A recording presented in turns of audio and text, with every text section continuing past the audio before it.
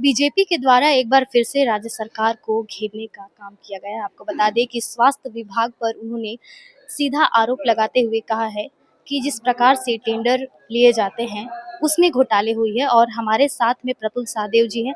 आपको बता दें कि उन्होंने इससे पहले प्रेस वार्ता की थी। प्रेस वार्ता में क्या कुछ चर्चा हुआ है, हम इनसे बात करते हैं। प्रफुल्ल सहदेव जी, आप आज एक प्रेस वार्ता किए हैं, क्या कुछ बातों का चर्चा हुआ? देखिए, हमने बताया कि कैसे एक 50 करोड़ के घोटाले की सरकार में फिर से तैयारी हो रही है स्वास्थ्य विभाग में। हम आगे आपको ये भी बताएंगे कि किस तरीके से गरीब आदिम जनजाति के निवाले पे सरकार ने डाका डाला और डाका डालने वालों पे कोई कार्रवाई भी नहीं हुई।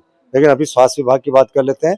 मैन पावर सप्लाई का सिविल सर्जन ऑफिस ने एक टेंडर निकाला 2025 में, वही टेंडर 2022 में निकला था। 2022 में जो टेंडर निकला था वो 1 वर्ष के लिए था, लेकिन एक ही कंपनी को बार बार एक्सटेंशन मिलता रहा। और उसके बाद 2025 में जो इन्होंने टेंडर निकाला, उसी ऑफिस ने उसी काम के लिए तो अहर्ताएं बदल दी। जो 2022 में कंपनी का टर्नओवर 5 करोड़ रुपए के आसपास चाहिए था, 3 वर्षों का अगर एवरेज ले लें फाइनेंशियल ईयर्स का, तो उसको बढ़ाकर इन्होंने 500% इंक्रीज कर दिया 3 वर्षों में और 25 करोड़ कर दिया। Single tender, single work order इनके जो कंपनी की अहर्ता में थी कि 3 करोड़ रुपए का कम से कम उस कंपनी के पास सिंगल वर्क ऑर्डर हो, ये 2022 की बात कर रहा हूँ, उसको 500% बढ़ाकर इन्होंने इस बार 15 करोड़ कर दिया। तो पूरे तरीके से इस सरकार में जो ईसीआर की कॉपी होती है उसको 300 लोगों की जरूरत थी 2022 में, उसको बढ़ाकर इन्होंने 1500 कर दिया, फिर से 500% इंक्रीज।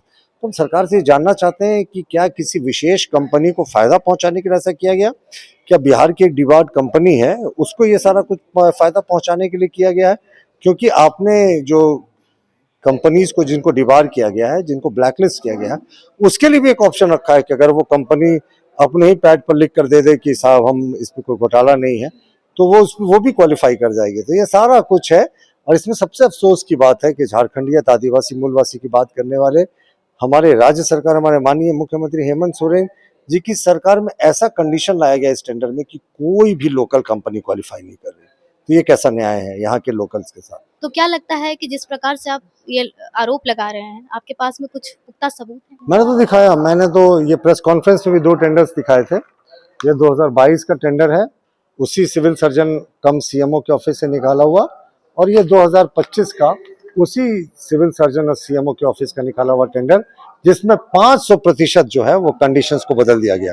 ये दोनों टेंडर्स की कॉपी है और हम इसकी पूरी जानकारी माननीय मुख्यमंत्री जी को भी लिखेंगे, पत्र लिखेंगे और कहेंगे कि इसमें दूध का दूध और पानी का पानी होना चाहिए। 500% 3 वर्षों में कैसे बढ़ गया कंडीशंस?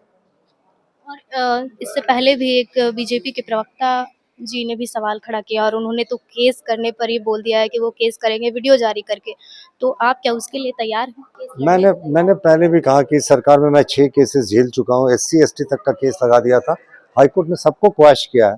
तो 7वां केस भी करें तो कोई फर्क नहीं पड़ता। लेकिन हम सरकार से सबसे पहले जवाब की उम्मीद कर रहे हैं कि ये 500% का एस्केलेशन क्यों हुआ। और स्वास्थ्य विभाग में लगातार स्वास्थ्य मंत्री ये कहते रहते हैं कि बीजेपी हमारे काम में दखल अंदाजी ना करे, वो हमारे काम से दूर रहे, क्योंकि हम कोई अच्छा काम करने जाते हैं तो लगातार बीजेपी सवाल खड़े करती है। रिम्स 2 का मामला हो, क्योंकि हम चाहते हैं कि हम राजधानी रांची को मेडिको सिटी बनाएं, तो कहीं ना कहीं ये काम अधूरा हो जाएगा, ये उनका कहना है। नहीं, देखिए, माननीय इरफान अंसारी साहब डॉक्टर भी हैं और विदेश से पढ़कर आए भी हैं।